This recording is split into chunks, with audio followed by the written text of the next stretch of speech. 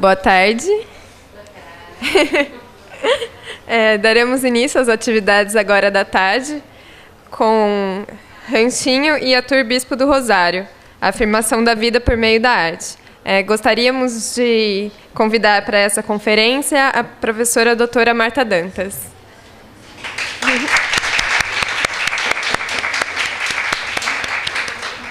Marta Dantas possui graduação e mestrado em História pela Unesp Campus de Assis, doutorado em Sociologia pela Unesp Campus de Araraquara e Universidade de Lausanne, Suíça, e pós-doutorado em Literatura Brasileira pela USP. É professora de História e Teoria da Arte do Departamento de Artes Visuais e do Programa de Pós-Graduação em Letras da Universidade Estadual de Londrina, e se dedica aos seguintes temas: surrealismo, arte bruta, experiência limite na arte e na literatura. É autora de Arthur Bispo do Rosário, A Poética do Delírio, edição Unesp 2009.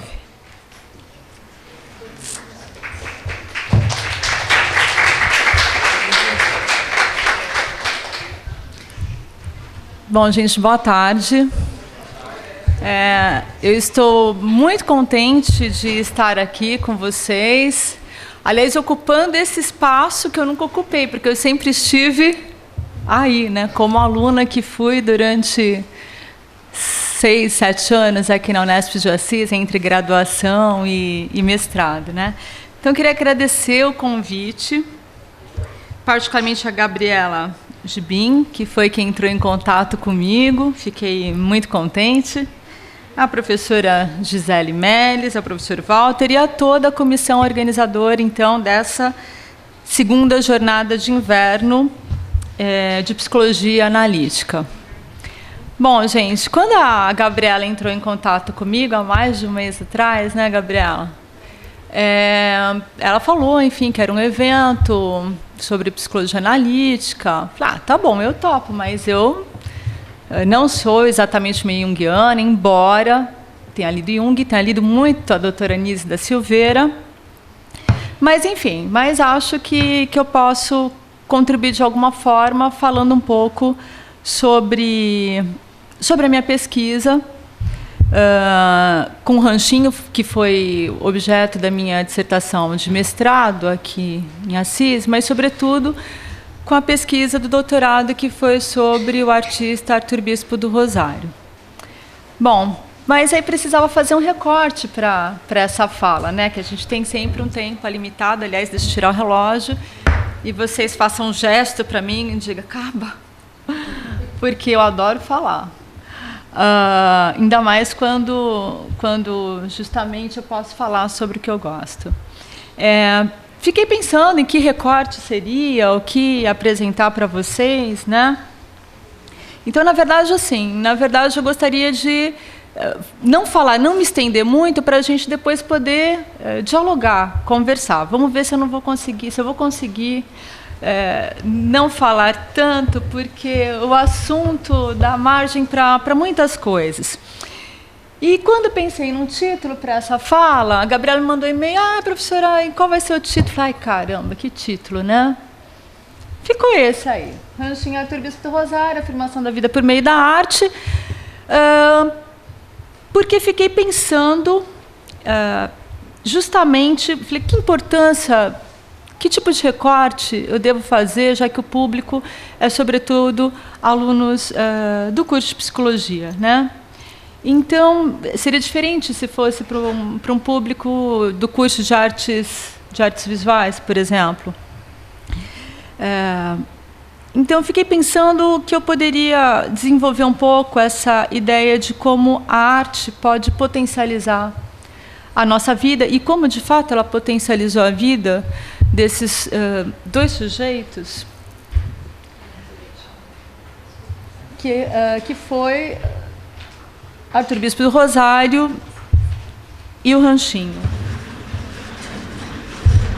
Essa mesa está meio balançando, mas tudo bem.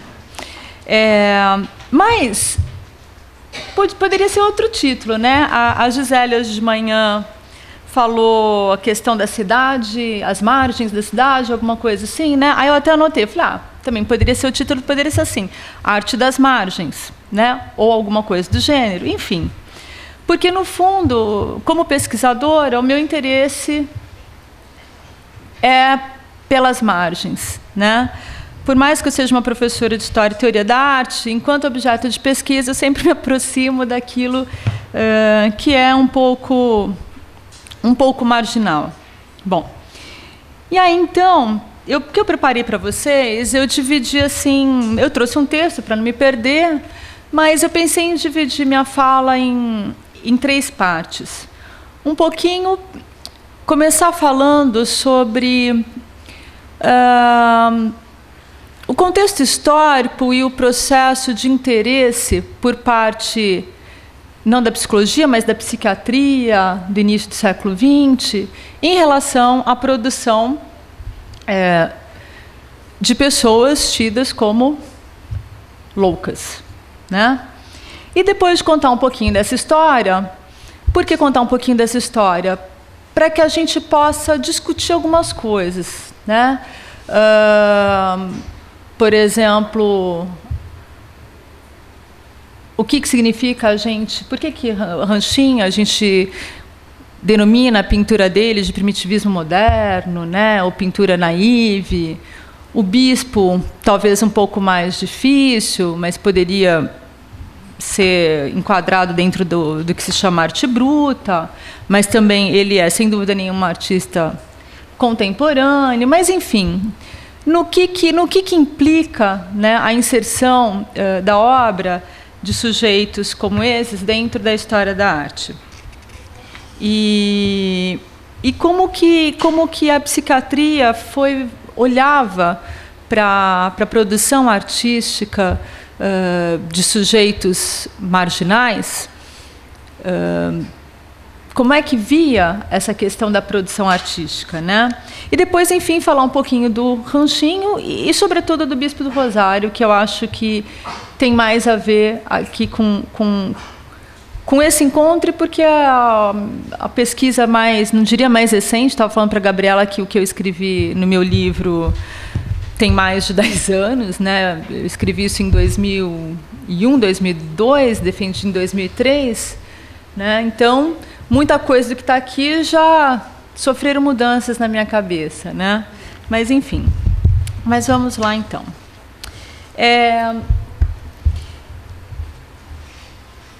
Hoje de manhã, achei muito interessante tanto a fala do professor Maurício, quanto depois a conversa com o pessoal contando da experiência de estágio. E eu fui anotando aqui algumas palavras que foram aparecendo nas falas de vocês, né? E uma delas foi a questão da posição política, né? Então, quando eu digo assim, bom, eu tenho um certo gosto aí pelas margens, são sempre meus objetos, sempre estão à margem da história da literatura, meio à margem da história da arte, assim por diante. Sem dúvida, eu tomo isso como uma posição que não deixa de ser política, né, e ideológica. E, obviamente, vocês hoje falaram também que não existe neutralidade, né, e também não é como uma pesquisadora neutra, que não sou e que não existe, né? Então, vocês vão ver na minha fala, eu vou tentar deixar bem claro qual que é a minha posição diante de algumas questões, né? E foi falado aqui também de manhã sobre a privação de direito, preconceito, discriminação. Vocês falaram em resgatar a potência, né, das pessoas, dos sujeitos, né? Falaram também de resignação. E quando eu penso tanto no Bispo quanto no Ranchinho, justamente, acho que uma das coisas que mais me impressionam é que, apesar deles terem passado por privações, terem sofrido preconceito, discriminação, eles não os vejo como vítimas, né, o Ranchinho, nem da sociedade que viveu aqui da cidade de Assis. A gente sabe que o Ranchinho ele foi exibicionista sexual, né? Tem várias histórias pela cidade acerca desse comportamento inadequado dele, inclusive de passagens na polícia, de ter ficado alguns dias, várias vezes, presos por conta desse comportamento. Sabemos que ele foi catador de papel, viveu em casebres na periferia de Assis, em ranchos, e daí o apelido Ranchinho, que inclusive era um apelido pejorativo, as pessoas chamavam ele de Ranchinho para dizer, olha, é o pobre catador de lixo, exibicionista sexual, é o marginal que mora lá na beira da estrada. E só muito tardiamente é que depois que ele já começou a ser visto como artista, é que ele passou a assinar e assumir o apelido como Ranchinho. Mas, a princípio, era um termo, era uma maneira pejorativa com que as pessoas se referiam a ele, né? E no caso do bispo, então, nem se fala. O bispo, não sei se vocês conhecem um pouco da história do bispo, né? O bispo negro, sergipano, e que passou 50 anos, não 50 anos totais, mas entre idas e vindas dentro de instituições psiquiátricas, né? Não deve, no total deve ser uns 30 e poucos anos, mas idas e vindas, que foram quase que aí 50 anos da vida dele, né? Então, como se não bastasse a questão da cor, de ser pobre, negro, nordestino, né? Ainda aqui a ficha dele, quando ele entrou pela primeira vez internado numa instituição psiquiátrica no Rio de Janeiro, né? Ainda rotulado aí com carimbo de esquizofrênico. Bom, então, a minha fala é no sentido, por isso que eu escolhi como título Afirmação da Vida por Meio da Arte, né? A arte nem sempre ela vai salvar a vida, nem potencializar necessariamente a vida, mas no caso de Ranchinho do Bispo, isso aconteceu, né? Bom, então, vou começar agora a primeira parte aqui que eu planejei, para contar um pouquinho dessa história aí, dessa relação entre o que a gente chamaria assim, de arte e loucura, né? Para depois chegar aqui no Bispo e no Ranchinho. A gente sabe que, enfim, no final do século XIX, começo do século XX, a psiquiatria desse período ela estava bastante influenciada pela patobiografia do Cesare Lombroso e também por alguns textos do Freud, aqueles estudos, 2 textos praticamente, né, que ele fez, um sobre o Leonardo da Vinci, outro sobre o Michelangelo. Então surgiu a psiquiatria, começou a utilizar a expressão artística dos pacientes como auxílio para diagnóstico. Então, o primeiro momento é isso, né, se utilizar dessa produção, desenhos, pinturas ou qualquer tipo de expressão gráfica que acontecia no interior das instituições psiquiátricas como material para diagnóstico. A linha desorganizada, cada exploração espacial que fugisse aos cânones da arte clássica. E aí minha fala tem um pouco a ver com a fala do Maurício hoje de manhã, quando ele falava da música ocidental em relação à música oriental, né? Então, quer dizer, essa psiquiatria, o olhar dela era educado para uma arte clássica, não era nem para a arte moderna, era clássica, né? Então, cada linha desorganizada, cada espaço mal organizado, né, era considerado, então, como prova de degenerescência psíquica do indivíduo. Então, você acreditava que era possível você diagnosticar a decadência do psiquismo do sujeito a partir da expressão gráfica, escrita ou pictórica dos internos. Diagnosticada a loucura, o passo seguinte era a busca da cura através de choques elétricos, como a gente sabe, ou da lobotomia, né? Práticas bárbaras que depois cederam lugar ao tratamento com neurolépticos e com a arte-terapia.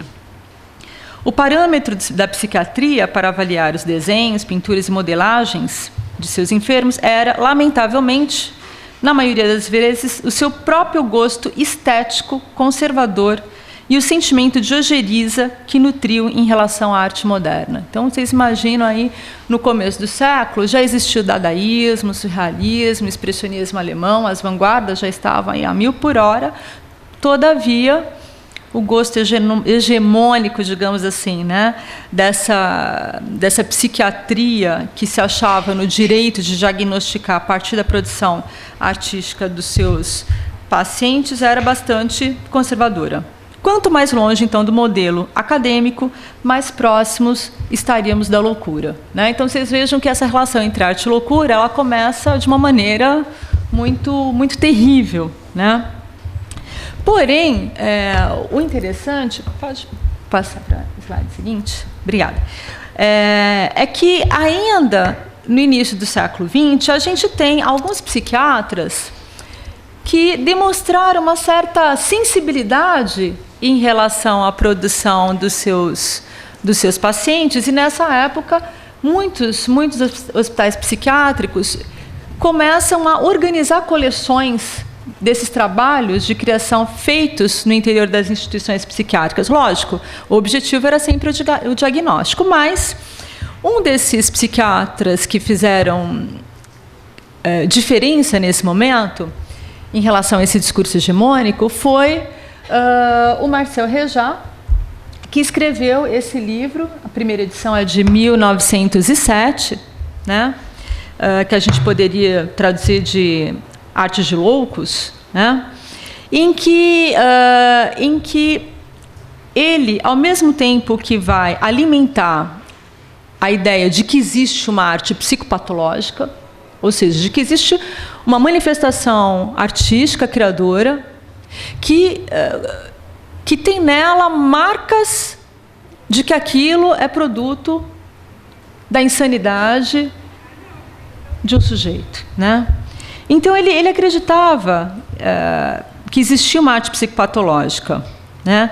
Todavia, ele reconhecia a loucura como uma fonte original de onde jorraria a expressão artística. Então, veja só, nesse livro, ele tenta argumentar que, apesar de todas as imagens que ele traz nesse livro serem produtos de pessoas insanas, que ele começa a ver a loucura como uma espécie de parente próximo da própria genialidade do artista. Mas ele não toma isso como arte. E aí, lógico, que em volta desse discurso dele, ele está completamente influenciado, como boa parte do meio psiquiátrico na época, influenciado por uma noção de gênio, que é uma noção de gênio romântico, que nasce, na verdade, na Inglaterra, com Jung, não é o mesmo Jung, é outro, né? E que chega na Alemanha e, enfim, faz um grande sucesso dentro do contexto do romantismo alemão, mas que também foi mal entendido pelos psiquiatras. A ideia básica era o seguinte, a psiquiatria ali é o seguinte, em relação à ideia de gênio romântico.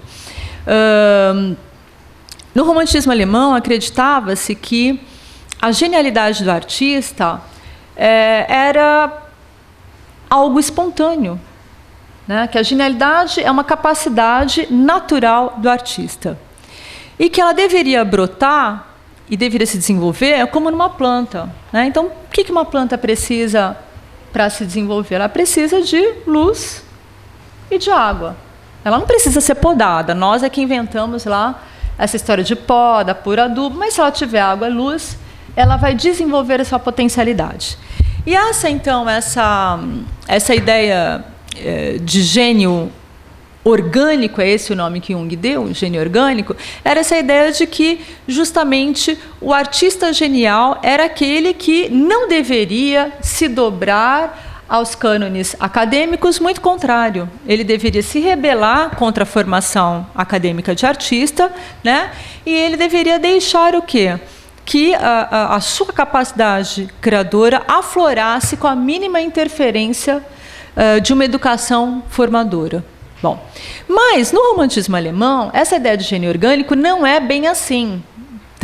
É assim, mas tem digamos assim, eles acrescentam também o seguinte, que o artista genial, ele, embora se recuse a ir para a academia, se recuse aos moldes formais da educação artística, ele, contudo, escolhe a sua formação. Então, a ideia de Bildung, em alemão, de formação, é muito cara ao romantismo alemão, que era a ideia o quê? Cada artista vai escolher com quem ele quer dialogar.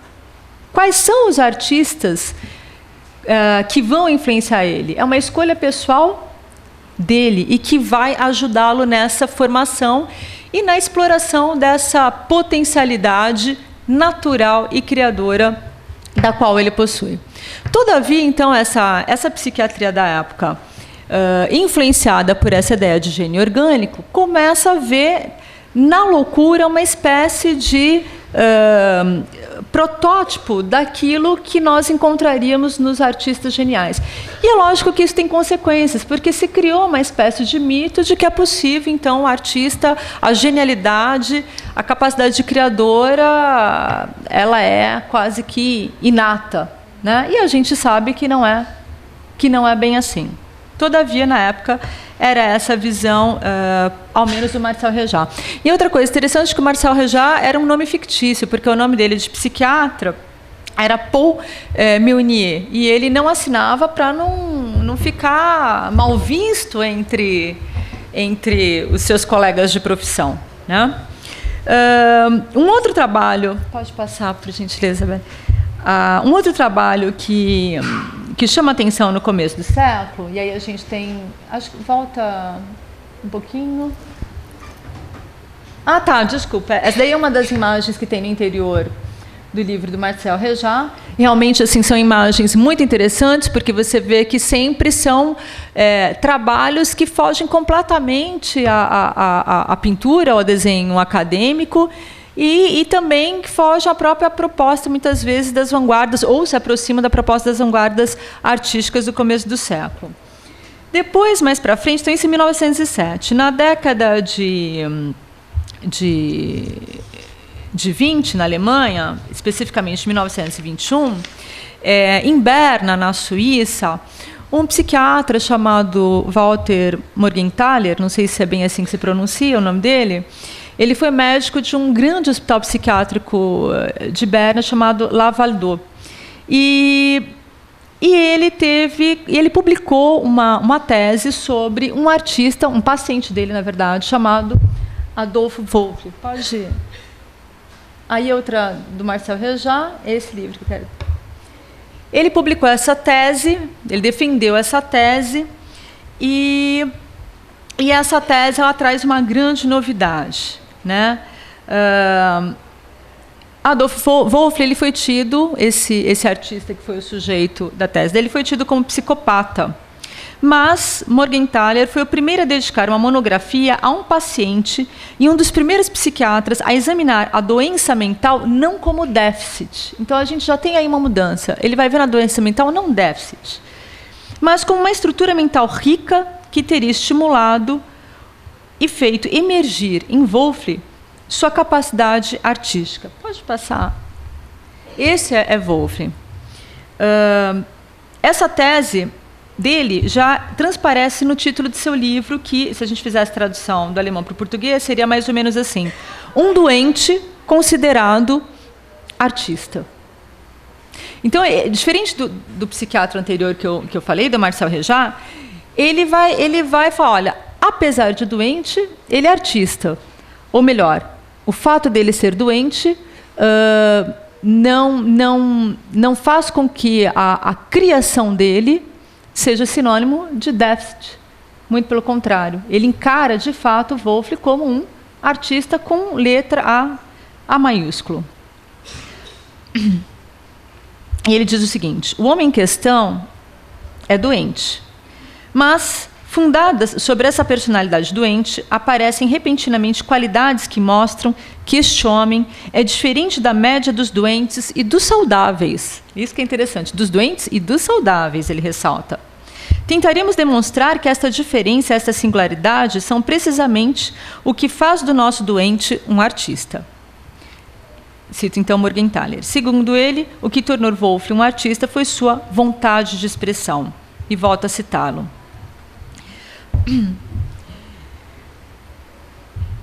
Não é específica do artista, mas que caracteriza o homem em geral e depende essencialmente da relação entre as tensões internas e as inibições. seguida, sem dúvida, igualmente pela atitude afetiva particular, pelas percepções e por sua elaboração. Então, é essa vontade de expressão que ele vê nesse sujeito. O Wolff, só para vocês terem uma ideia, enfim, ele é filho de camponês, o pai era alcoólatra, ele sofreu vários violências quando criança, apanhava do pai, enfim, situações como hoje de manhã a gente escutou aqui. E, num determinado momento, ele morava numa vilinha perto de Berna, a família mudou para a cidade de Berna, e ele já era grande, não encontrava emprego, até que um fazendeiro, não existe fazendeiro na Suíça, né? Enfim, um proprietário rural abrigou a família e ele se apaixonou pela filha do dono. E, logicamente, como vocês podem imaginar, isso trouxe sérias consequências para ele. Esse amor, que nem era... Parece que não é que não, o problema não é que não era correspondido, mas era um amor proibido. Ele era um camponês pobre, né? Filho de um pai alcoólatra. Ele também se tornou alcoólatra. E a menina que ele gostava era a filha do proprietário. Bom, e ele foi se tornando uma pessoa bastante violenta, a ponto, então, enfim, de ser um dia trancafiado nesse hospital psiquiátrico, da onde ele só saiu de lá após a morte. E no hospital psiquiátrico, como vocês podem ver aqui nessas imagens, ele passou a produzir uma quantidade imensa de imagens. Deixa eu passar. Como essas. Um trabalho muito impressionante, como vocês estão vendo, e onde ele, muitas vezes, mistura elementos gráficos com números, palavras e também notas musicais. Ele compunha sem ter um instrumento. Ele enrolava a folha de papel, escrevia a partitura e tocava. Lógico, essa música só acontecia na imaginação dele, né? E embora tivesse sido preso porque era uma figura então violenta e tido como psicopata, uma vez ele arrombou uma das paredes da cela forte onde ele ficava, e aí foi então que se descobriu a quantidade enorme de material que ele havia produzido no interior da cela. Eram desenhos e mais desenhos, e partituras e mais partituras. Pode passar, por gentileza? Né? Um trabalho tão impressionante, tão rico, que então esse médico virou objeto de tese desse médico em 1921. Hoje o trabalho do Adolf Wolff é conhecido em toda a Europa. Ele faz parte da coleção de arte bruta de Lausanne. Mais tarde vou falar um pouquinho do que é arte bruta. Mas, enfim, é um artista conhecido, né? Todo mundo que trabalha nesse meio de arte bruta, arte meio marginal, conhece, já viu exposições de Adolf Wolff.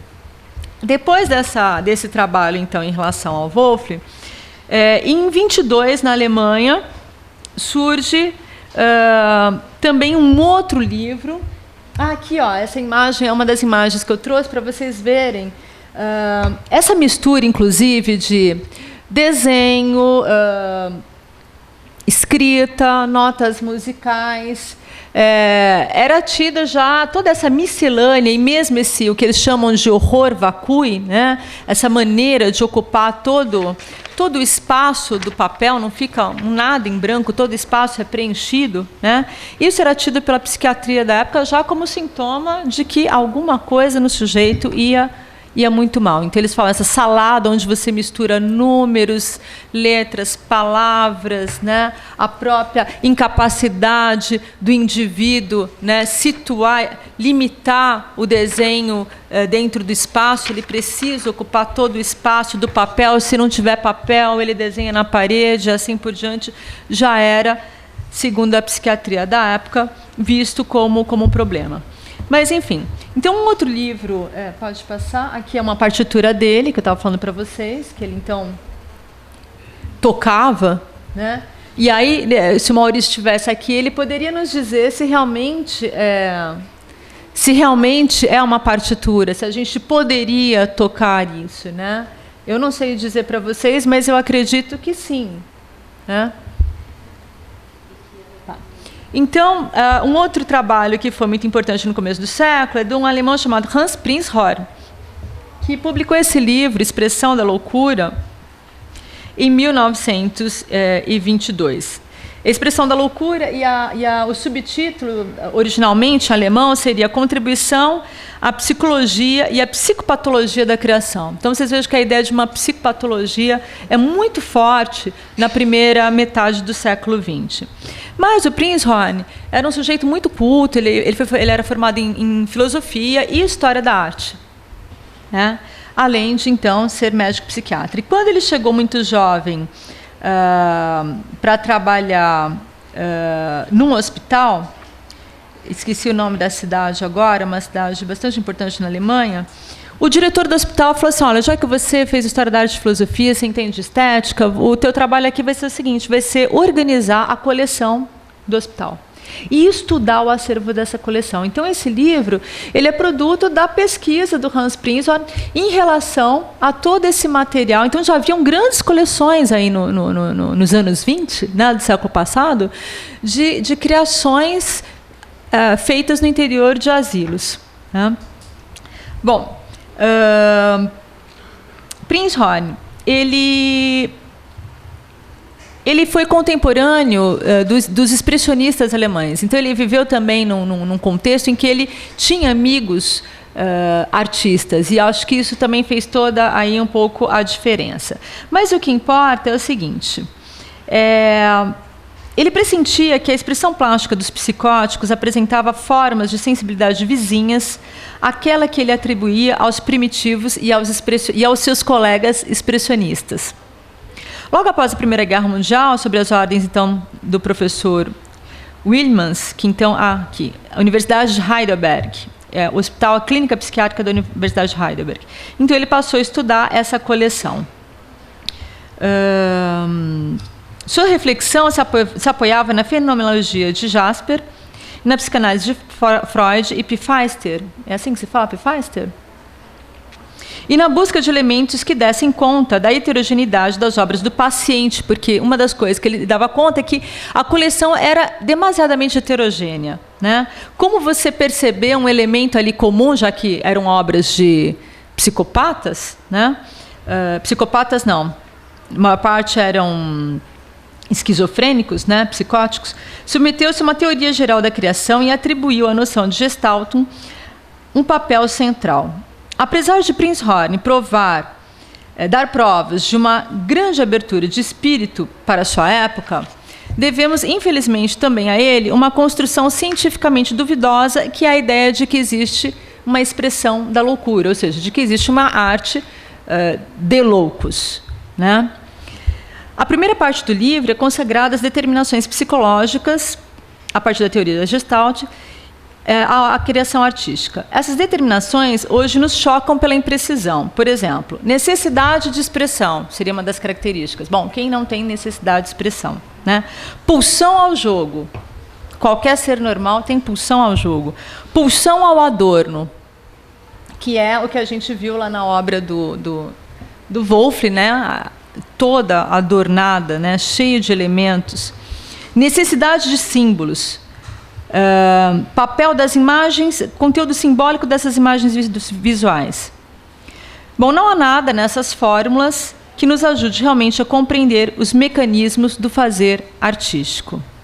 E no final do seu livro, então, ele tenta definir qual que é a especificidade de uma expressão plástica própria, por exemplo, da esquizofrenia. E aí é muito interessante porque ele tenta, por A mais B, nos provar que existe uma expressão própria da esquizofrenia, mas, ao mesmo tempo, ele mesmo vai desdizendo no decorrer do livro, ele diz, olha, mas tais e tais características não podem ser só atribuídas à expressão do esquizofrênico, porque eu também encontro isso na arte moderna, né? Entretanto, apesar de tudo, é preciso reconhecer o caráter inovador do seu trabalho. O caráter inovador dele se encontra menos no método investigativo, mas mais no seu objeto. Morgenthaler toma a produção dos asilados em termos de criação artística, né? e convida o seu leitor a se iniciar na produção plástica, não em função de uma nosografia. E, para tanto, ele traz para o domínio da psiquiatria um conjunto de reflexões pertencentes ao território da estética e da psicologia. Essa obra dele foi muito importante e causou mais impacto para os artistas da época do que para o meio médico. Só para vocês terem uma ideia, esse livro chegou na França pelas mãos do Marcus Ernst, que era um artista dadaísta alemão, que saiu da Alemanha fugido da guerra e foi para a França e levou o livro debaixo do braço, impressionado com as imagens que se encontravam, pode passar, nesse livro, e lá mostrou para os surrealistas, enfim. E esse livro, então, se tornou uma espécie de fonte mesmo de inspiração e de estudo dos próprios surrealistas, mas de toda, não só dos surrealistas, mas de todos os artistas de vanguarda do início do século.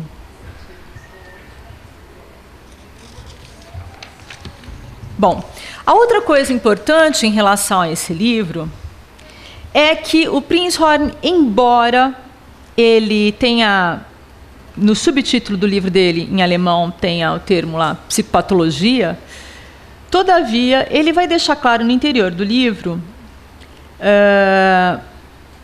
que a pulsão criadora do psicótico, porque ele acredita que existe uma pulsão própria do psicótico, ao contrário do que se pensava na época, ele vai afirmar com todas as letras que ela é uma manifestação sadia do indivíduo.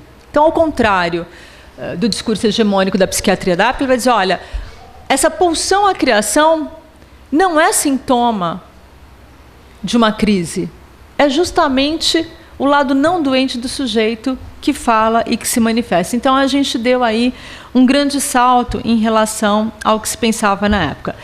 Aqui no Brasil, só para a gente se situar, a gente também teve um médico bastante pioneiro nesse sentido, que foi o Dr. Osório César, que na década de 20, no Juqueri, ele começa a colecionar a produção feita no interior do Juqueri, e ele vai organizar uma exposição que ele vai colocar lado a lado o trabalho desses internos com de artistas do modernismo brasileiro, né? E vai chamá-las de arte também com A maiúsculo, né? E depois, lógico, a gente tem o trabalho nos anos 40 da doutora Anise, mas que aí é um pouco diferente, ela não está preocupada em dizer que aquilo é arte, embora, obviamente, né, ao revelar para todos nós, ao colecionar essas imagens do inconsciente, é impactante e é impressionante a qualidade, a originalidade, a potência de todos aqueles trabalhos, né? E que eu, particularmente, considero como arte com A maiúsculo. Bom, nos anos 40, a gente tem um outro salto aí, que é... Então, essa é uma das imagens que estava dentro, que consta no livro do Prinzhorn, de um artista chamado Auguste Natter, que se tornou um artista muito famoso. Ele deixou de ser um mero interno para se tornar artista, porque ele ficou muito popular entre os dadaístas e entre os surrealistas, né? Vocês veem que é uma paisagem vista de cima e que, todavia, também a gente enxerga aí um perfil de um rosto, de uma cabeça, né? Então, esse jogo de ambiguidade, né, onde uma imagem faz nascer outras tantas dela, é, por exemplo, um recurso que o Salvador Dalí, que todos vocês conhecem, que é um dos artistas dadaístas mais conhecidos, transformou num método que ele chamou de paranoico crítico, num método de pintura próprio dele. Mas, antes dele, o centro de estudos estava aí. Então, esses artistas realmente estudaram as imagens desse livro. Nos anos 40, pode passar? Nos anos 40, uma outra figura muito importante surgiu, aí não mais no meio psiquiátrico, mas no meio artístico, que é o artista plástico Jean Dubuffet. Jean Dubuffet é um artista plástico francês, que nos anos 40, então, ele saiu pela França e pela Suíça, justamente colecionando obras, manifestações, não só feitas no interior de hospitais psiquiátricos. Ele ia nas cidadezinhas e descobria digamos assim, os ranchinhos da vida e passava a colecionar. E nos anos 40, então, ele criou uma companhia chamada Companhia de Arte Bruta, da qual André Breton, que é o poeta surrealista, fez parte, assim como os outros artistas de vanguarda na época. E o objetivo deles era o quê? Era colecionar esses trabalhos e estudar. Então, veja que existia uma preocupação no começo do século dos artistas já consagrados estudar, conhecer essa produção marginal, porque, no fundo, a arte moderna buscava, a poética desses artistas, como Jean Buffet, buscava uma manifestação, uma criação que fosse a mais espontânea, a mais livre possível, né? E que se distanciasse ao máximo da tradição da pintura acadêmica. Mas o que eu quero dizer, o que é importante em relação ao Jean Buffet, é que ele travou uma briga muito grande com a psiquiatria da época, porque quando ele cunhou a noção de arte bruta, então ele chamou essa produção que ele encontrava no interior da França e da Suíça nas suas viagens, e que não era então só de esquizofrênicos, mas era assim de pessoas que não tinham conhecimento formal em arte, no entanto, criavam, né? Pode passar adiante. No entanto, criavam. E então ele diz, olha, a essa produção eu denomino arte bruta. E para ele, arte bruta, ele vai dizer o seguinte: nós entendemos por arte bruta todas as obras executadas por pessoas imunes à cultura artística. Veja que a cultura artística não é a cultura, hein? Porque a gente ouve cada coisa, né? Aquela pessoa não tem cultura, como se isso fosse possível. Então, ele está falando de cultura artística. São pessoas que nunca foram à escola de belas artes ou frequentaram ateliês. Então, são produções executadas por pessoas imunes à cultura artística, da qual o mimetismo, contrariamente ao que se passa nas obras dos intelectuais, tem pouca ou nenhuma contribuição, pois seus autores tiram tudo, sujeitos, materiais para colocar nas obras, meios de transposição, ritmos, fragmentos, escrituras, de sua profundeza e não dos cânones da arte clássica ou da arte que está na moda, dizia Dubuffet. Nós, segundo ele, assistimos à operação artística toda pura, bruta, daí a palavra bruta, reinventada no interior de todas as suas fases por seu autor, a partir somente de seus próprios impulsos. Falamos da arte que se manifesta só em função da invenção e não de outras coisas. Então, essa era para Jean Buffet a definição do que seria arte bruta. Bom, o Dubuffet ele vai inverter um pouco as coisas. Ele vai dizer, olha, não existe arte de loucos, assim como não existe a arte daqueles que sofrem de joelho. Existe simplesmente arte. Pouco importa se a história pessoal do sujeito, né, passou aí por alguns deslizes, teve ou não passagem no hospital psiquiátrico ou não. O que importa para ele é dizer o seguinte: arte e loucura seriam pleonasmo, porque toda arte que se preza deve ser louca. Louca no sentido de que ela deve ter algo de subversivo. Modo contrário, ela não é arte. Então, ele não só vai recusar a ideia de uma arte psicopatológica, como ele vai inverter os polos da questão. Ele vai dizer o seguinte: quem é o doente e quem é a pessoa dita normal? Normal é a capacidade de todos nós de criarmos. Anormal são aquelas pessoas que foram para a escola, né? Passaram muito tempo sentados nos bancos escolares, tiveram todo esse potencial criativo podado, castrado, e se tornaram adultos incapazes de criar. Então, ele inverte o polo da questão. Aquele que cria não é doente. Doente é aquele que ficou impossibilitado de criar. É lógico que isso é uma polêmica e tanta nos anos 40 e 50 em torno dos manifestos do Jean Buffet. Então, olha só o que ele fala. Tudo que esperamos de uma obra de arte: ardente tensão mental, invenção sem freios, alta embriaguez, liberdade total. Louca? Certamente. Você concebe uma arte que não seja louca? Nós queremos, dizia Nietzsche, a arte que dança. A palavra loucura na boca do Jean Dubuffet, então, não tem nada de uma conotação de doença mental. Para ele, loucura seria essa subversão que é próprio da arte, né? Então, a própria ideia de doença mental, para ele, já é em si problemática. E ele vai ser um cara muito importante, porque ele foi, só para vocês terem uma ideia, ele foi o artista plástico que mais escreveu. As obras completas do Jean Dubuffet são 4 volumes, cada catatal é dessa largura assim. E boa parte do que ele escreveu foi justamente analisando, estudando os artistas brutos da sua coleção, que hoje se encontra na cidade de Lausanne.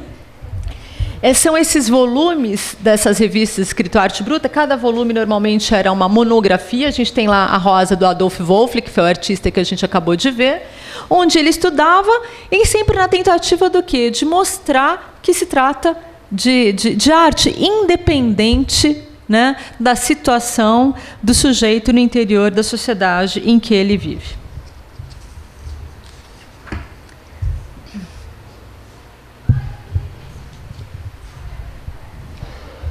Ele vai dizer o seguinte, vou pular aqui algumas partes, porque o nosso tempo é um pouco curto.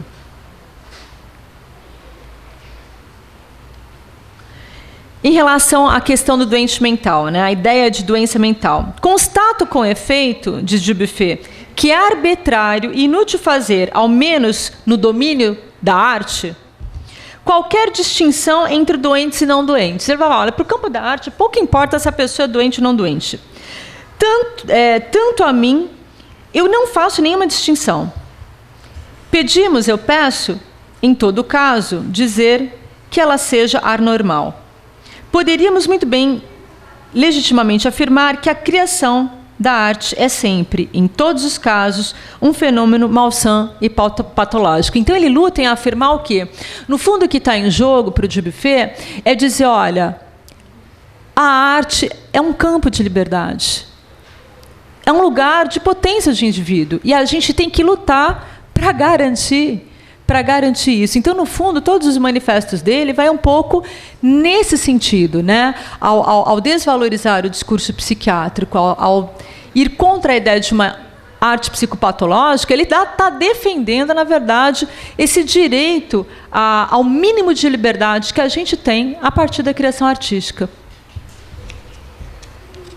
Então, ele propõe essa inversão de valores entre quem é o doente e quem é, enfim, a pessoa dita normal. Bom, então veja, depois de rapidinho um pouco dessa história, é incrível que já se passaram mais de um século que a gente vem discutindo se existe arte parapsicológica, já estou, né? Psicopatológica, se existe uma expressão da loucura, se existe arte louca. Bom, tudo isso já foi discutido, já foi dito. Todavia, pode passar adiante. Todavia, pode passar. Desculpa, gente. Eu queria mostrar para vocês, dentro da coleção de arte bruta, a gente vai encontrar não só produções feitas por esquizofrênicos, marginais de todo tipo, criminosos, donas de casa que um dia deixaram de fazer aquele bordadinho bonitinho, florzinha com borboletinha, e o bordado se tornou uma outra coisa, né?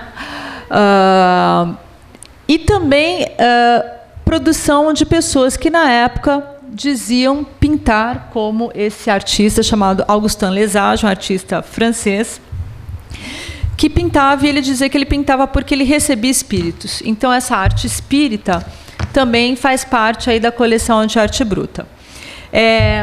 Para o Jean Dubuffet, obviamente, ele não acreditava em espiritismo, mas ele tem uma posição muito interessante em relação a isso, e que eu acho que tem a ver com a conversa hoje de manhã, de vocês contando sobre a experiência em relação ao estágio.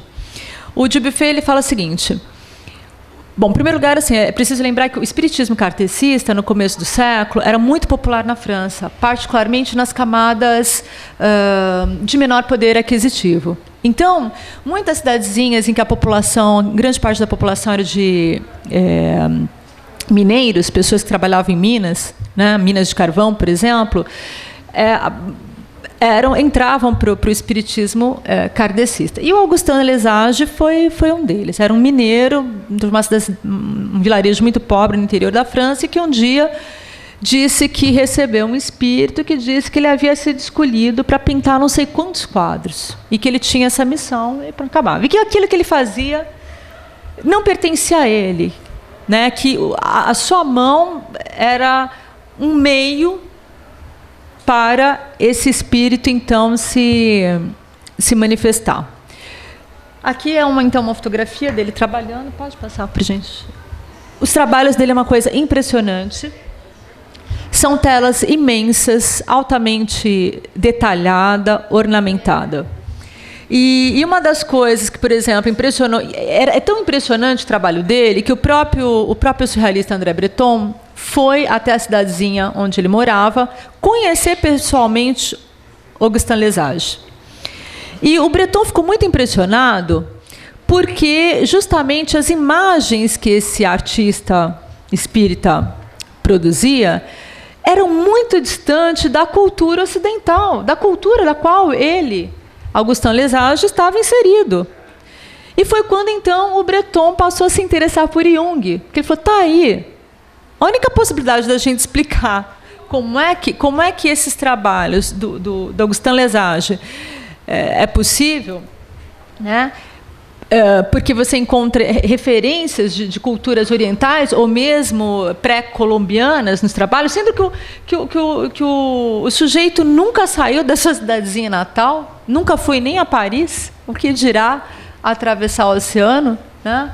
Então é quando o Breton passa a se interessar pelo Jung, que ele passa a pensar, bom, provavelmente a ideia de inconsciente coletivo realmente faz sentido e possa explicar trabalhos como esse. Mas, enfim, é mais um artista que se tornou um clássico aí da arte bruta e que todo mundo na Europa, particularmente na França e na Suíça, conhece.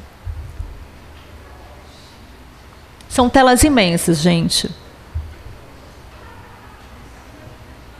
Pode passar. Obrigada. Bastante impactante, né? Então, é esse impacto, você são experiências que você não passa ileso quando se depara com obras como essas, né? Bom, mas vamos aí então para a segunda parte aí da minha fala, que seria a gente conversar um pouquinho sobre o ranchinho, né?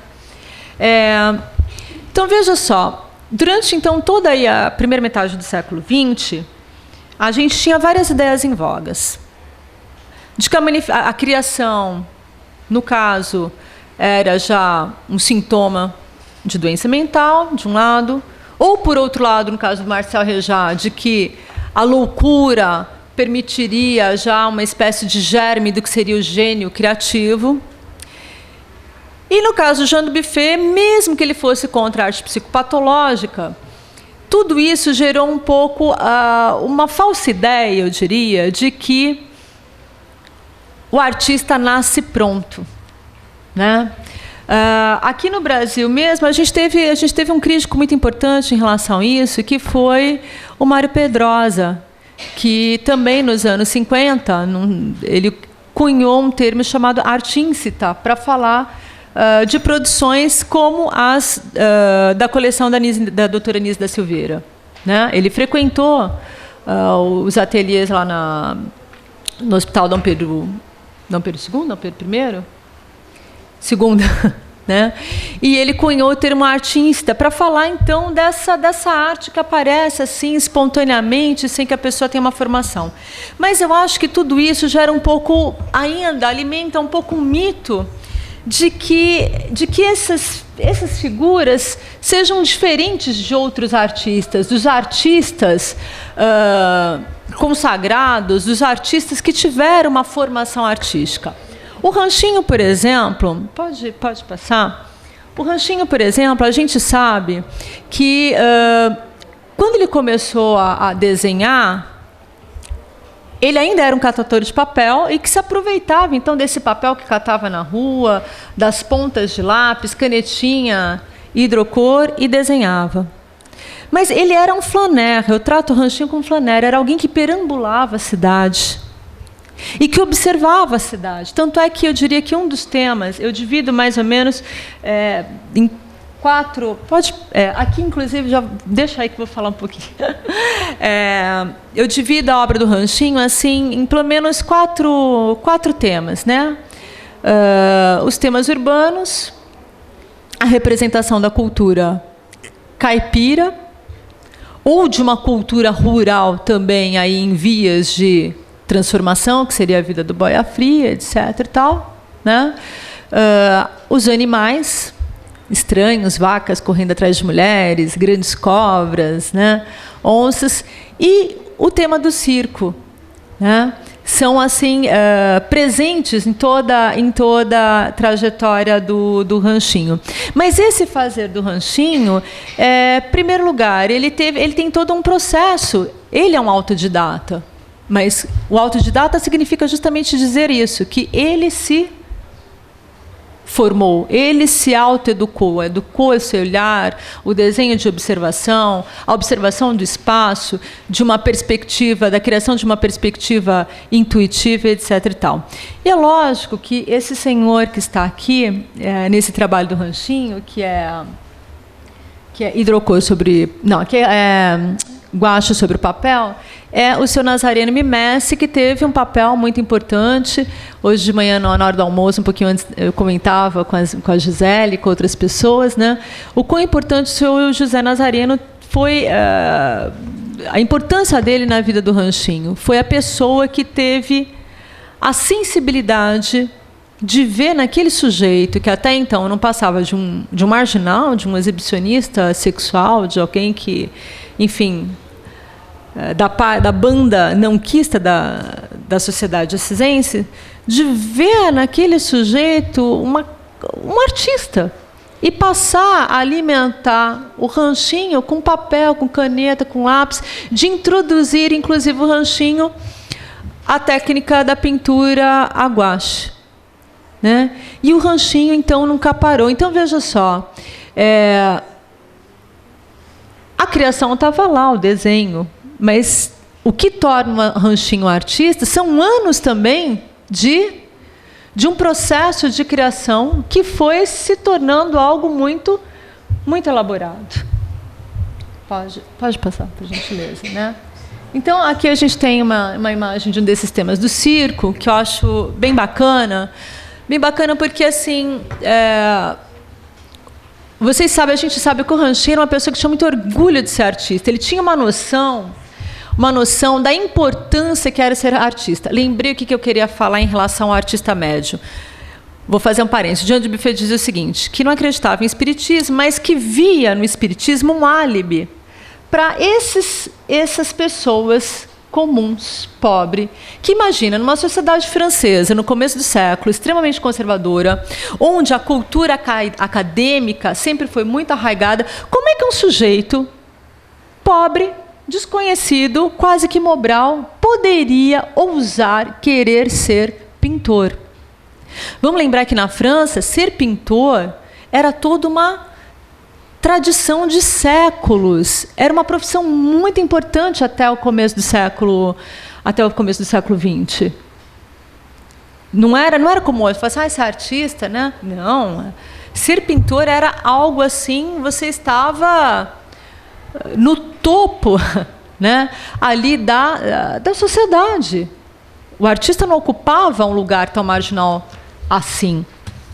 Então ele diz, olha, eu vejo o espiritismo como um álibi. Talvez inconsciente, mas um álibi.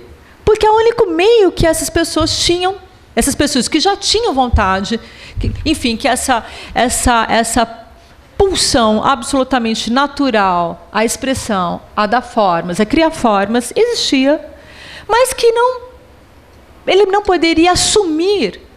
Por quê? Porque ele não tinha esse direito. E aí aparece o espiritismo kardecista, que faz o quê? Retira a responsabilidade do sujeito e diz, bom, não é você que está criando, é o espírito que você recebe. Então, eu acho muito interessante essa visão do Jean Dubuffet, de pensar o espiritismo como uma espécie de álibi, que talvez não fosse consciente, mas como permitiu a esses sujeitos, porque não foi só o Augustin Lesage, teve alguns outros que passaram a ser reconhecidos como grandes artistas e que vieram de uma história muito parecida. Bom, no caso do Ranchinho, então, existe uma trajetória também parecida, não que ele tenha dito ter recebido espíritos, mas, enfim, como é que ele poderia ousar a ser artista? Era preciso, muitas vezes é preciso, na maior parte desses casos, é preciso ter alguém que legitime esse trabalho, que tem essa sensibilidade de dizer, olha, é preciso prestar atenção nisso. Esse sujeito tem uma capacidade diferente, todo mundo pode criar, nem todo mundo, teoricamente, todo mundo pode ser artista, mas a gente sabe que não é exatamente assim. Então, o senhor José Nazareno Mimesse foi muito importante nesse sentido, porque ele foi o primeiro a legitimar o trabalho do Ranchinho, dando material e organizando as primeiras exposições aqui em Assis, convidando a sociedade assisense a vir ver o que aquele sujeito que todo mundo apedrejava, muitas vezes, né, era capaz de fazer. Agora, lógico, aí tem um outro problema que a gente incorre, que é as pessoas deixarem de olhar o Ranchinho como um marginal para falar, nossa, olha, que bonitinho, né? Aquele sujeito meio abobado. A gente sabe que o Ranchinho tinha uma dificuldade para falar, era muito difícil compreender o que ele falava, ele andava de uma forma meio capenga, enfim. Então, muitas vezes, o olhar da sociedade sobre esse sujeito, primeiro, posso garantir a vocês, não era o de reconhecimento, estou diante de um artista, mas era, apesar de tudo, ele pinta, olha que bonitinho, né? Era quase como um pouco, como é que eu diria? Acho que dó é um pouco da palavra no primeiro momento. Todavia, foi a insistência do senhor Mimesse, que também é o criador desse museu incrível que a gente tem aqui na cidade de Assis, e que é um patrimônio da cidade muito importante, e que era uma coleção particular dele, que ele doou para a cidade. Né? E é uma coleção incrível. E o seu Nazareno Mimesse também tem uma outra coisa muito interessante, é que ele, tanto quanto o Ranchinho, também era um autodidata em história da arte, um apaixonado, que comprava livros, lia, e foi meio que ele mesmo se especializando nisso que a gente chama de primitivismo moderno, de pintura naïve, ou, enfim, ou autodidata, né? E graças a essa sensibilidade é que começa todo um trabalho, então, de legitimação do Ranchinho em relação à sociedade assisense, né? Então, eu diria que se não, o senhor Nazareno Mimesse, ele quase que inventou o Ranchinho, né? Inventou entre aspas, mas se ele não tivesse descoberto o Ranchinho, nós não estaríamos aqui falando sobre Ranchinho hoje, né?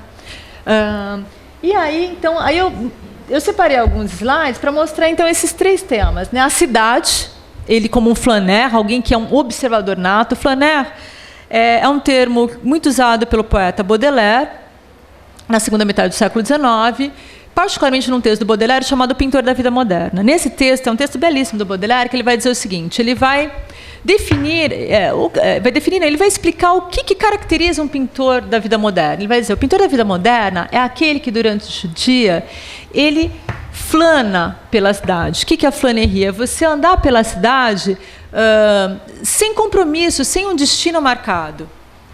E, sobretudo, observando tudo, a moda, o comportamento das pessoas, as vitrines, os prédios. O Ranchinho foi um grande flaneur, né?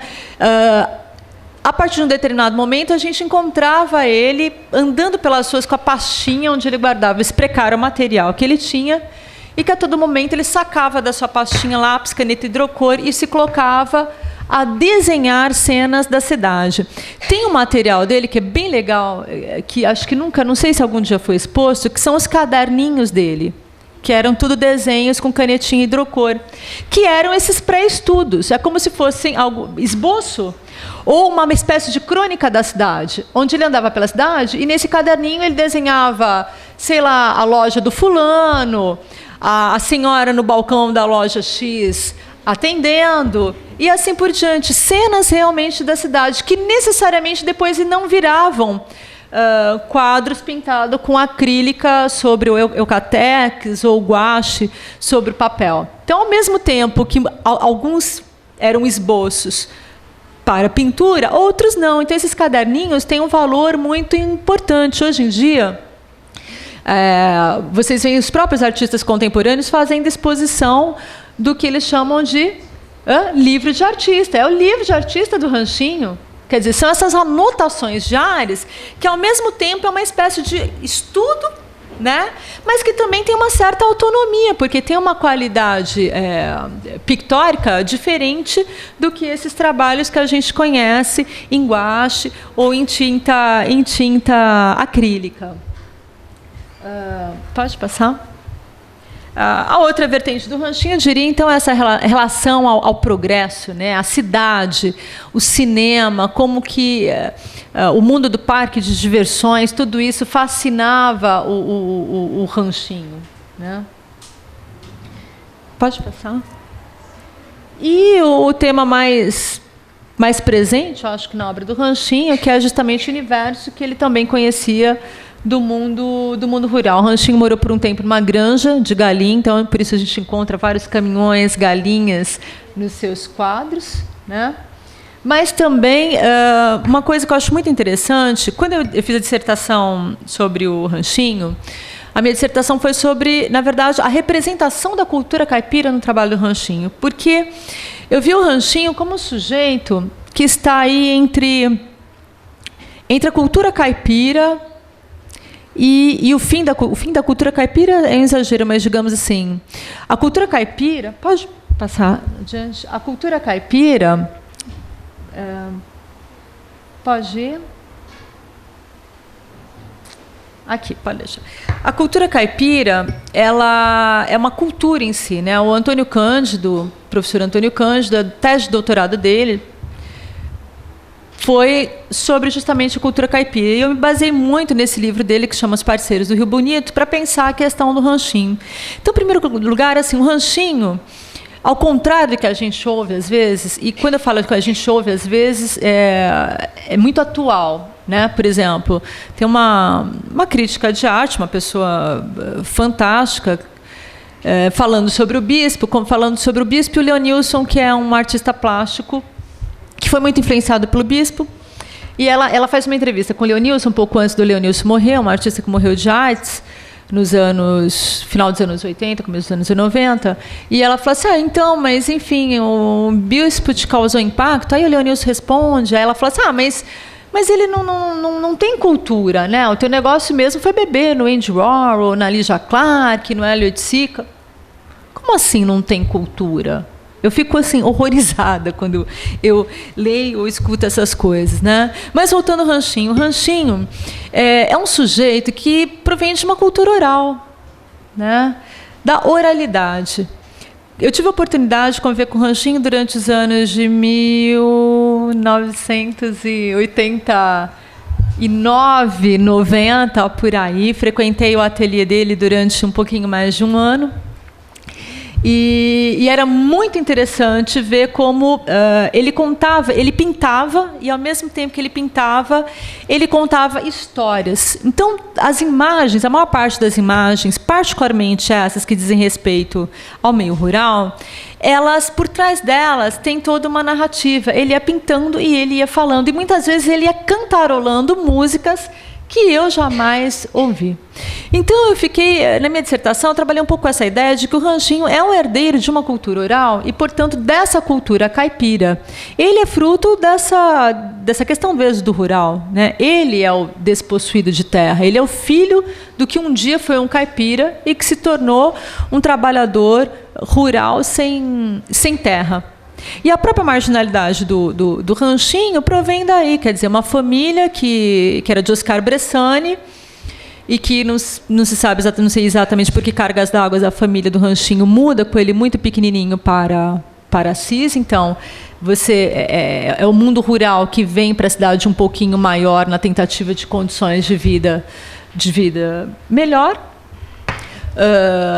E a mãe morre, o pai morre, e essa família fica completamente, como é que se fala? Sem alicerce. E o Ranchinho, com todas as dificuldades dele, enfim, ia para a escola, mas não aprendia nada, enfim, o Ranchinho era analfabeto, né? Sofreu, ao meu ver, esse tipo de uma discriminação que é muito mais urbana do que talvez do meio rural, né? Talvez na vida verdadeiramente caipira, uma pessoa como Ranchinho não tivesse sofrido tanta discriminação, né? Então eu vejo ele como essa figura intermediária entre uma cultura que já não é mais caipira, mas o que resta dele é toda uma oralidade que perpassa as narrativas da sua pintura, né? Pode passar, gente. E então esse processo de aprendizado e veja só, para o Ranchinho, qual foi o meio que ele... A arte foi o meio que ele encontrou, ou que permitiram a ele, eu diria que, então, o senhor Nazareno teve um papel importante nisso, a ele se situar dentro da sociedade, ser aceito. E, por incrível que pareça, apesar de tudo, o Ranchinho nunca foi uma figura, como é que eu diria... Ele era uma figura extremamente alegre, com um senso de humor... incrível, né? Uma pessoa assim com uma dignidade incrível. E, como vocês sabem, ele andava sempre, sol ou chuva, ele andava de terno. E o terno tem todo um significado, né? Porque o terno era a maneira como ele se via como pintor. Pintor, para ele, era algo tão importante. E era tão importante quanto usar aquele terno. O terno tem essa simbologia muito grande desse lugar que ele passou a ocupar no interior da sociedade, né? Então, ele dizia o seguinte, inclusive, quando eu morrer, vai sair no jornal, morre o pintor, né? Porque ele achava o máximo a maneira como ele passou a ser tratado. Como que ser pintor foi a maneira como ele foi reconhecido pelos outros, né? E nesse processo de criação, pode passar, de criar cenas então da vida rural, esse processo de criação ele não é totalmente ingênuo. Daí um pouco também o que me incomoda, essas rotulações. Ele é pintor o quê? Ele é um pintor naif, a sua pintura é naif, é primitiva moderna, é o que, olha... O Paul Valéry, que é um poeta francês, diz o seguinte: ninguém se embriaga com rótulo de cachaça. A gente não se embriaga sabendo se é pintura primitivista moderna, se é arte bruta. A gente se embriaga de ver a obra, né? Você quer beber a pinga, você não quer ver o rótulo. Quero, né? Eu quero ser afetada pela obra, né? E por que eu reclamo um pouco isso? Porque, por exemplo, dizer que ele é um primitivo, um pintor naíve, a palavra naíve a gente pode traduzir por primitivo, pode traduzir por ingênuo, tem uma série de vocábulos que poderiam ser traduzidos. Mas todos eles trazem essa ideia de que... O que é ingenuidade? Quer dizer o quê? O Ranchinho ele poderia ser ingênuo no trato social do dia a dia, mas em relação ao seu trabalho, não. No ateliê dele, ele guardava imagens, ele recortava jornal, ele não sabia ler, mas ele tinha revista, ele tinha jornais. Ele recortava e colava. Muitas vezes, o que ele pintava não saía só da memória deles. Muitas vezes são cenas memorialísticas de uma Assis que não existe mais, de uma cultura caipira que não existe mais, mas muitas vezes ele tirava ideias das imagens que ele guardava. Então, você vê que havia todo um processo de criação, como é que eu diria, da sua própria formação. E muitas vezes eu vi, ele tinha uma caixa onde ele guardava toda essa papelada, que você via coisas de jornais e que ele tinha contornado em volta aquela imagem, né? Como se, então, como querendo aprender, estudando mesmo, né? A maneira como era desenhada aquela imagem. A mesma coisa também em relação a essas obras em que o tema do caipira, o tempo caipira, o caipira na rede, o caipira cortando fumo, o caipira tocando viola, eles vêm de uma fonte, pode seguir adiante, por gentileza, eles vêm de uma fonte, que é o Almeida Júnior, um pintor acadêmico brasileiro, nascido em Itu, né, e que foi o primeiro pintor acadêmico brasileiro a trazer a cultura caipira, enobrecer a cultura caipira a partir do momento em que ele pinta com uma técnica absolutamente acadêmica. Vamos lembrar que na pintura acadêmica ela é guiada por gêneros de pintura, gênero histórico, retrato, a paisagem, né? Não havia lugar para se pintar pessoas comuns, e Almeida Júnior é o primeiro a fazer isso, né? E o Ranchinho, com certeza, ele viu Almeida Júnior alguma vez na vida. Enfim, não que ele tivesse copiado, a questão nem é essa. Mesmo que seja, não vejo problema nenhum. Mas existe o quê? Uma espécie de reconhecimento, né? Eu me reconheço na obra do outro porque eu pertenço a essa cultura, né? E, ao mesmo tempo, eu também pinto, eu pertenço a essa cultura que ele imortalizou, e, ao mesmo tempo, eu quero o reconhecimento de artista, de pintor, que um Almeida Júnior um dia teve. O Ranchinho tinha essa noção. Então, veja, aonde que está a ingenuidade aí? Não, né? São afinidades seletivas. Ele conseguia reconhecer, ao meu ver, nesse outro, né, a sua própria cultura, o seu próprio lugar imortalizado pela arte, né? E ao mesmo tempo que ele também vai imortalizar essa mesma cultura caipira, ao meu ver.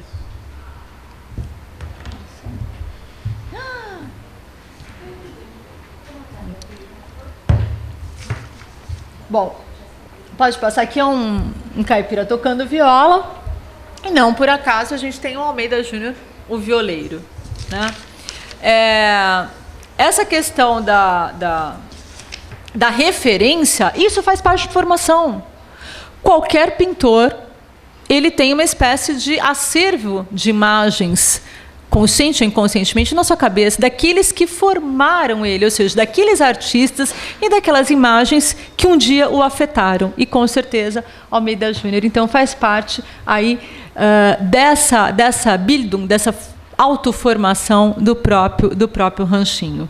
Então, assim, só para dizer que, por mais que a gente tente ressaltar o valor desses artistas, eu fico sempre um pouco incomodada por que a gente continua ainda usando termos que sempre tiveram, na história da arte, nasceram já com esse tom pejorativo. Primitivo em relação a quê? Era primitivo em relação à cultura acadêmica. Primitivo por quê? Porque, na verdade, os psiquiatras, a etnografia do começo do século dizia que a arte de loucos, do homem primitivo e de crianças estavam tudo ali no mesmo patamar. Ou seja, primitivo é tudo aquilo que não se enquadra no conceito de civilização ocidental. E por que a gente fica repetindo esses termos, né? Então, eu sou um pouco engajada assim, em reclamar a utilização. Por que a gente continua utilizando esses termos? A palavra primitiva é uma delas.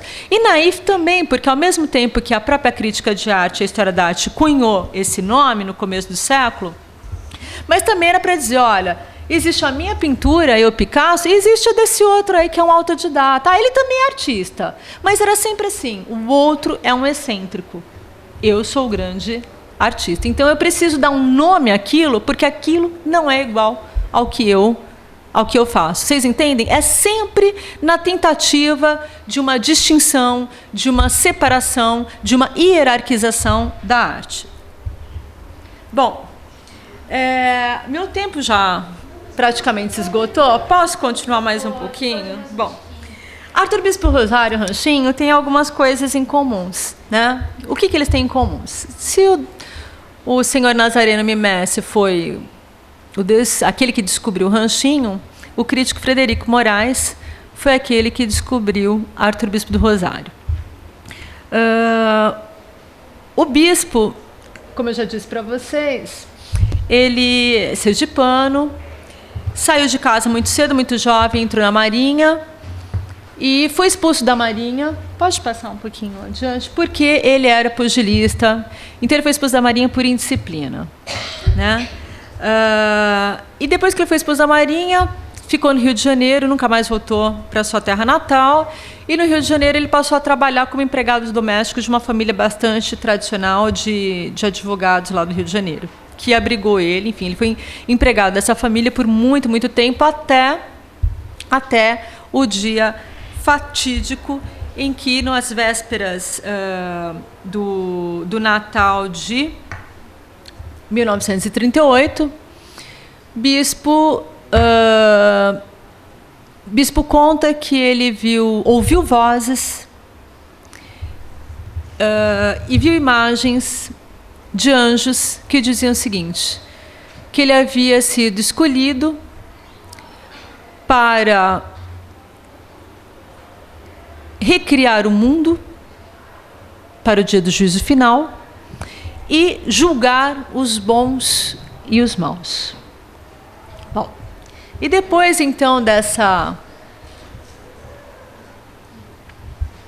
desse momento, ele sai em peregrinação pelo Rio de Janeiro, ele fica alguns dias fora de casa, perambulando, e ele vai parar no Mosteiro de São Bento, onde ele vai lá bater na porta do mosteiro para se apresentar como, obviamente, um enviado de Deus para dizer, olha, eu tenho uma missão, eu fui escolhido para Deus, enfim, eu preciso recriar um mundo e tal. Imediatamente ligaram para a polícia e a polícia levou ele para o Hospital da Praia Vermelha, que era uma espécie de hospital geral no Rio de Janeiro. De lá se fazia a triagem para mandar as pessoas para distribuir para os outros hospitais psiquiátricos do Rio, né? E eu sempre brinco assim que eu falo assim, será que se o bispo não tivesse sido educado dentro de um cristianismo muito arraigado, se ele tivesse talvez mais próximo da cultura afro-brasileira, e se ele tivesse parado num terreiro de candomblé, será que ele teria... Será que teriam mandado ele para o hospital psiquiátrico? Eu tenho minhas dúvidas e acredito que não. Que talvez ele tivesse sido recebido como uma figura tabu, né? Ou seja, todo xamã a gente sabe que é uma figura tabu, uma figura especial, com dons, digamos assim, especiais, paranormais, e talvez ele tivesse sido acolhido, né? Enfim, mas isso é especulação, a gente jamais sabe. Mas, enfim, uma das coisas... Pode passar adiante. Uma das coisas que mais me intrigava no bispo é toda uma mitopoética que existe em torno dele. Quando eu decidi estudar o bispo, na verdade, eu queria estudar o bispo desde que eu morava aqui eu estava trabalhando com ranchinho. Em 1989, teve uma exposição do Arcebispo do Rosário no MAC da USP, e saiu uma matéria, assim, na Ilustrada, de primeira capa. Eu morava aqui em Assis, eu lembro que foi um domingo, comprei o jornal. Quando chego na Folha Ilustrada, uma matéria enorme, escrita pelo psicanalista João Fraiser Pereira, falando sobre a exposição do bispo no MAC da USP. Bom, aquilo lá foi para mim tão impactante que no mesmo dia eu comprei uma passagem, peguei o ônibus, fui para São Paulo, faltei sei lá quantos dias aqui no curso de História, e fui ver a exposição. E fiquei impressionada de ver aquelas obras que tinham tudo a ver com o dadaísmo, que tinham tudo a ver com a produção dos anos 70, dos anos 70, sobretudo, 80, da arte contemporânea. Eu falo, como é que esse sujeito que passou praticamente 50 anos internado no hospital psiquiátrico faz um negócio desse? Bom, e ficou essa vontade de trabalhar com o bispo, e só no doutorado eu tive uma bolsa para ir para a Suíça, porque, na verdade, eu estava estudando Jean Buffet, eu estava estudando a noção de arte bruta do Jean Buffet, né? E fui para lá, então, porque lá se encontra a coleção de arte bruta. E chegando lá, o meu orientador, que é um especialista em Jean Buffet e arte bruta, e era o diretor da coleção de arte bruta de Lausanne, disse assim, mas vem cá, você saiu do Brasil para vir para cá para estudar Jean Buffet? como assim? Não faz sentido. Aliás, o Jean Dubuffet é meu objeto. Você não tem mais nada. Tudo que já tinha para dizer do Jean Dubuffet, eu já disse. Vá procurar um artista brasileiro bruto para estudar. E eu tenho uma sugestão. Arthur Bispo do Rosário. Gente... Bom, eu já tinha feito os créditos, doutorado, já tinha começado a escrever, eu já tinha ficado 3 meses em Paris, xerocando, comprando material, vocês podem imaginar. Eu chorei por uma semana e falei para o Monsieur Tevos. Falei, professor, na verdade, há muitos anos eu tenho desejo de estudar Arthur Bispo do Rosário, mas me sinto impotente, me sinto incapaz, tamanha a complexidade dessa obra. Né? Não me sinto capaz. Bom, mas aí, depois de uma semana de muito desespero, tomei coragem e falei, daqui a uma semana você apareça aqui e me traga alguma coisa. Montei uma estrutura, levei para ele e digo, ok, agora manda ver, escreva. Nada daquilo que tudo aquilo que você leu vai te servir, nada vai ser jogado, não foi inútil o tempo que você se dedicou lendo Jean Dubuffet e outras coisas mais, textos de psiquiatria, etc. e tal. Bom, muito bem. E aí me colocava uma pergunta que era o seguinte, o que eu quero do Arthur Bispo do Rosário?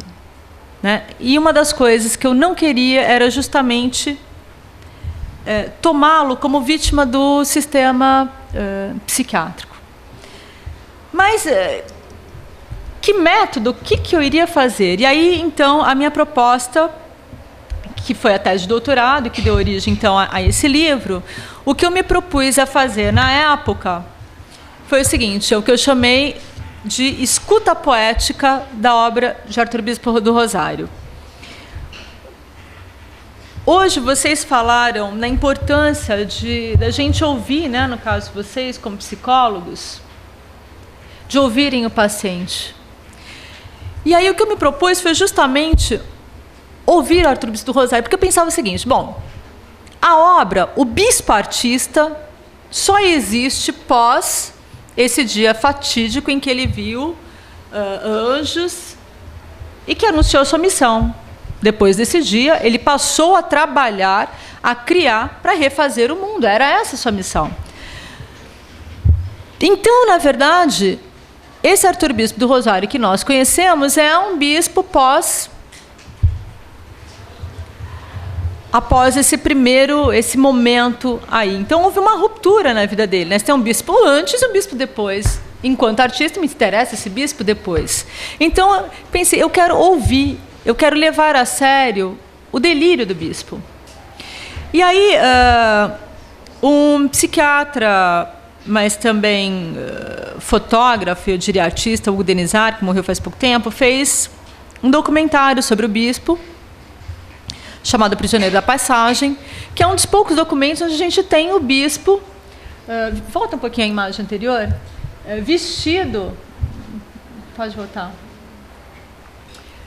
vestido, não com essa jaqueta, mas enfim, no seu manto, no interior da colônia Juliano Moreira, falando e mostrando sua obra. Enfim, e eu assisti não sei quantas vezes esse documentário. O livro da Luciana Hidalgo, que foi a primeira biografia do bispo, foi importante no sentido de que eu podia ler e reler também a transcrição dos diálogos entre Hugo Denizar e Bispo do Rosário. E aí me propus, então, a fazer o que eu chamei de uma escuta poética, onde eu deveria levar em consideração a obra, mas também a fala do bispo, o que eu estou chamando então do próprio delírio. E foi essa a proposta, digamos assim, da onde nasceu o meu trabalho sobre o Bispo do Rosário. Bom, qual que era a minha hipótese, ou qual que é a minha hipótese nesse trabalho, né? De que bispo o tempo todo o trabalho, toda a obra do bispo é paradoxalmente uma afirmação da vida, uma forma de afirmar a vida diante do medo ou do horror da morte, né? Nem penso na morte física, mas de alguma maneira nesse processo de degenerescência que ele estava sofrendo. Ele sofria terrivelmente e, obviamente, sentia isso. Então, é paradoxal porque é uma obra que afirma a vida, mas diante, justamente, de uma consciência trágica dessa mesma vida, que é a certeza da sua finitude. Pode passar. Bom, mas o bispo também, embora a gente conheça ele, normalmente nas exposições, a gente vê as obras do bispo, aquelas obras que são realmente... Ou melhor, a gente vê as obras, não vê os trabalhos anteriores. Mas o artista bispo, ele não nasce também do dia para a noite.